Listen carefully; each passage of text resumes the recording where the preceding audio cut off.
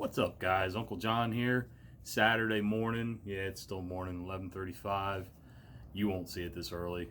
Take me a few minutes to get it edited and uploaded. But anyway, so the other day we did a little explanation about our channel and some tweaks we want to make. Originally, we thought about splitting off into a second channel because of all the oddball stuff that we do besides just soap stuff.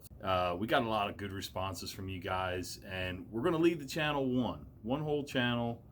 It's Uncle John's, but it's more, it's the shop, it's the soap, it's the beard and shave stuff, it's personal stuff, it's sort of our family vlog all wrapped into one. We haven't done a ton of family stuff, but I like to keep it loose, and hopefully you guys enjoy it too. I also like to do a lot of DIY little stuff. Like, I got a question last night about one of my workout videos where I call it my prison yard workout, where, chains, cinder blocks, tires, sledgehammers, all that kind of stuff. Just like to be loose and free and roll with it. So hopefully you guys want to roll with it too. We had a drawing the other day. We actually put out 4 grabs for free, 2 blocks of our black tie soap. Sorry, spaced out. And we had 2 winners, and I'll get to those guys, ladies, in just a second. This morning I also had a question about this soap. Pretty fly for a fry guy. So this is the soap that we made on April 8th. It was made strictly from recycled fryer oil. This fryer in the restaurant is literally 2 doors that way.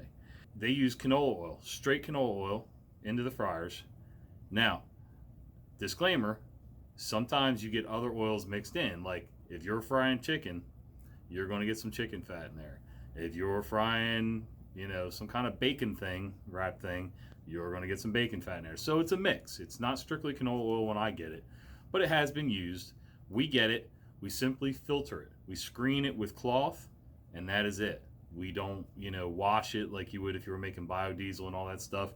We didn't want to bother. We wanted to see the easiest, simplest way possible to use this stuff and see how it turned out. We kept it simple, and it's been just over 3 months. April 8th, July 13th. So 5 days past 3 months.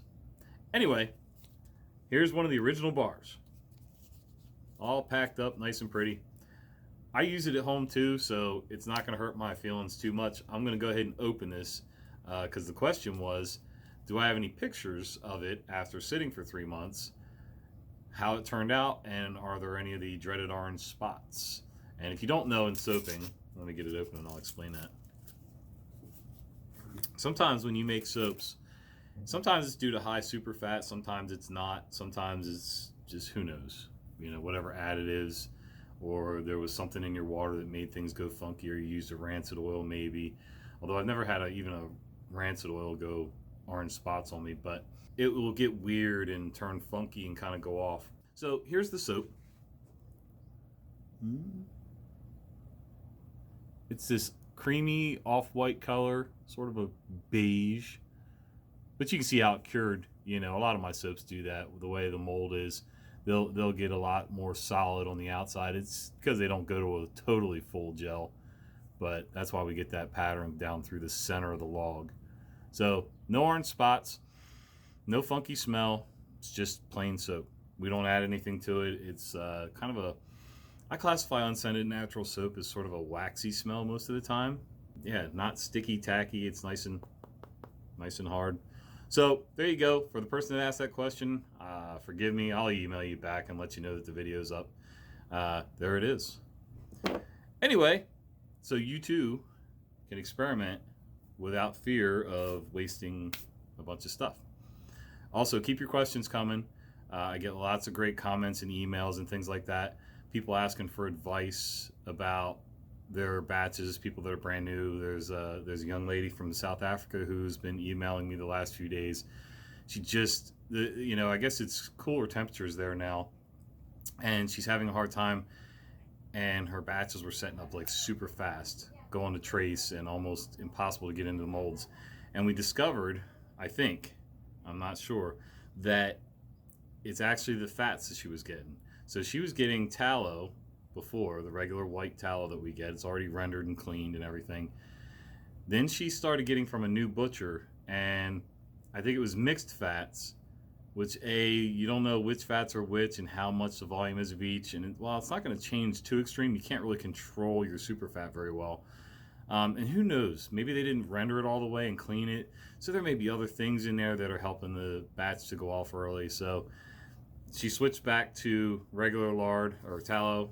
And she did use some regular straight lard too, and that worked well for her. So I told her, get singles, lard, tallow, something like that. And that's definitely the safest way to go. If you want to experiment with the other stuff, that's fine, but I would definitely ask the butcher some questions. And to close up my rabbit trail, all right, pick 2 winners for those big chunks of black tie soap.